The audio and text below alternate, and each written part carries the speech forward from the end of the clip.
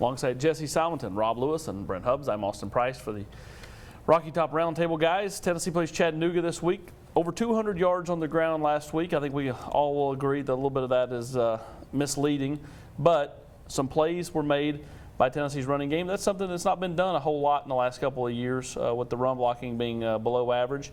Brent, your overall take on kind of what Ty Chandler and Eric Gray, that kind of combination brings? Well, I mean, I think, from a speed standpoint, it's something we haven't seen out of Tennessee, and I think I like Gray's vision. I like the future with him there and some things that he can do. There's obviously some limitations with those guys from a size standpoint, but clearly they're Tennessee's two best backs. I think the question, Jesse and Rob, that I have with this run game moving forward is, can they line up and run between the tackles? Because you're not going to get the corner in the SEC against those defenses very often. Yeah, and we saw, and I don't want to be overly critical, because I think we saw some improvement big time, but what we didn't see was the ability to pick up short yardage. I mean, they go for it, two huge fourth downs, fourth and less than a yard, and get stoned. I mean, they convert either one of those, they'll probably win the football game. And the 4-minute drill. I mean, they had an opportunity to run out the game even before some of those fourth downs, and the 4-minute drill and couldn't do it. I would say the most encouraging thing is, you saw some of that wiggle from Eric Gray right there. They both made guys miss, both Gray and Ty Chandler, and they did break some tackles. That's something that Jeremy Pruitt's been asking for these tailbacks ever since he's come to Knoxville.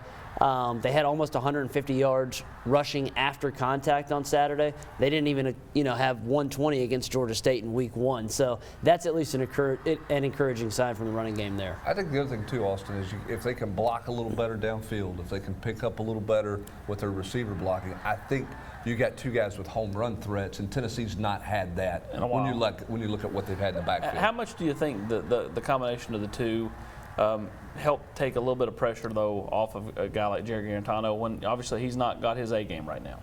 Well, Jesse, you would hope a lot. The problem is play action pass has not been Jared's best friend from a quarterbacking standpoint. No, Chaney dialed up 55% of those throws on Saturday were play action passes, and Jarrett completed around 48% of them, and that's just not going to cut it. This is a guy who was, and this play right here is just kind of quintessential.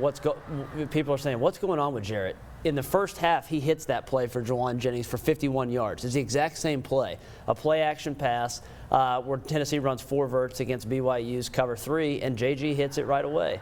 But he is in a funk right now. He's not really seeing the middle of the field at all very well, throwing into traffic a lot. He had 3 interceptions all last season, Rob. He already has 2 this year, and you could argue he should have had 4.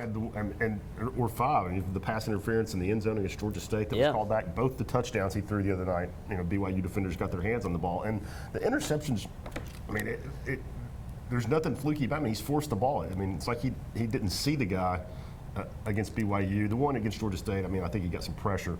But, he's forcing passes that we just didn't see last year. And you wonder, is he pressing? Is it the new offense? We all thought that Jim Chaney would be a calming effect. Well, a boon. A boost for Jarrett, who I think we've all seen do some good things. But, and I don't mean to be too hard on the kid, but it's like he's regressing almost. That was a terrible throw right there. Easily could have been picked. And Brent, is it just a matter of seeing the field? It almost feels like the Jarrett we saw 2 years ago in that game against South Carolina, right near the end of Butch's tenure. Well, I think it's seeing the field. I think it's footwork. I think it's timing. I think it's anticipation. I think it's a lot of those things. And you go back and look at that ball there's late. The throw to Jennings with 3 guys around him, too. Right, and the throw to Jennings at the end of the half that Jesse was referring to. He's just late finding him. He's just late picking him up, and then ball placement's not there. One of the criticisms, I think, of Jared that's been justified from the get-go of his career, he doesn't do a good job of that, what's the phrase, throwing people open.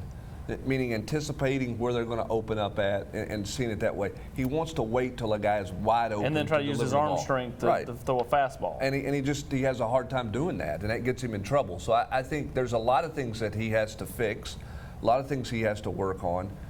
Tennessee's got to help him. Jim Chaney's got to help him. The run game has to help him, as you mentioned. They've got to make it easier for Jared the best that they can, and Jared's got to play better. Good thing this week that Tennessee's kind of got a lesser opponent to try to build some confidence before the SEC slate happens. Knowing how you played the first 2 weeks, at the quarterback spot. I mean, it can't get any worse. I mean, they couldn't really throw the ball against, or not, consistently with a lot of efficiency against Georgia State in Week 1, which came into the game as the worst pass defense in the country as D1. So I think there's an opportunity for not only Jarrett to gain some confidence, but Jeremy Pruitt said it on Monday. He wants to get those freshmen in the game, whether it's Brian Maurer or JT Shrout, get them some reps on Saturday as well. I think it's important because, you got a senior, Marquez Callaway, who admits, they need some confidence down. A little bit down in confidence right now. So I think it's important for sure that Tennessee gets going and gets some things going. And I think it's important that they find some success, regardless of what level opponent you're playing on Saturday. I couldn't agree more. Make some big plays. Dominate somebody, and from a coaching standpoint, start to find some things that work that you're comfortable with. Right now, coming out of 2 games, and if you're a coordinator on either side of the ball, what are you leaning on? What's your identity? And I think you could maybe take some baby steps towards finding that out against Chattanooga. A group that took, I think, some nice baby steps, or if not just a nice solid step last week was the defense. Outside of the blown coverage late, the defensive line made some plays, and I know BYU's not a juggernaut offensively, but you saw some plays being made besides this one right here. Kind of happy with where the defense went from game 1 to game 2? Well, I think they tried to develop a little bit of an identity because they were far more aggressive. They didn't just sit back and play a lot of coverage. They tried to blitz the quarterback and tried to get aggressive with the quarterback that way. I think the one thing where they've got to take a step, and this week will give them an opportunity to take a step, because I think Chattanooga's going to throw some option. I think they'll throw some RPOs at them and some different things like that. That's the one area where Tennessee really struggled in Week 1 with the RPO stuff and the quarterback runs. When BYU got into it on their lone touchdown drive in regulation, that's all it was. And it was 10, 15-yard chunks. Tennessee had a hard time recognizing that with their front 7 with the linebackers. They need as much work of that as they can get, because that's coming down the pike with Mississippi State, with Florida, with a lot of other teams on the schedule. Yeah, and they also need to force some turnovers, right, Rob? You talk about the lack of identity. Jeremy Pruitt's defenses historically have been extremely good on 3rd down and extremely good and fortunate, whether it's interceptions, forced fumbles.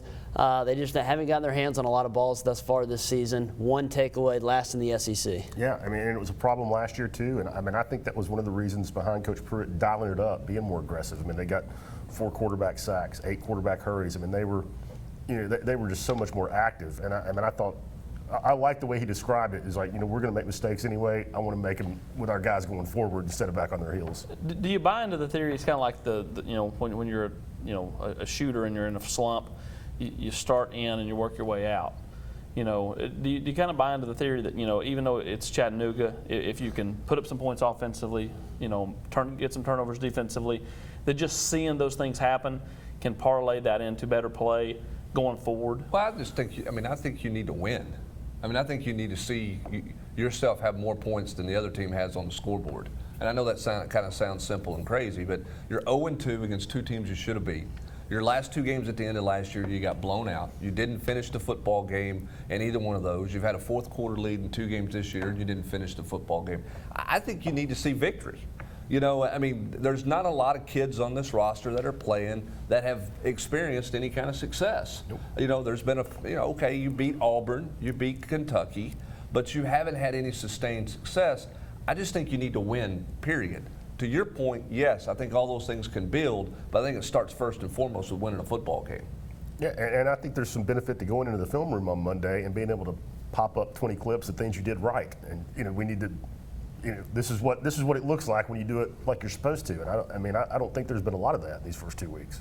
All right, we'll see if Tennessee can get it done on Saturday. Tennessee looking to get win number 1 on the year. Can they get 4? Can they get 5? Can they get 6? Doesn't matter. They got to get 1 first. For Jesse Simonton, Rob Lewis, and Brent Hubbs, I'm Austin Price for the Rocky Top Roundtable.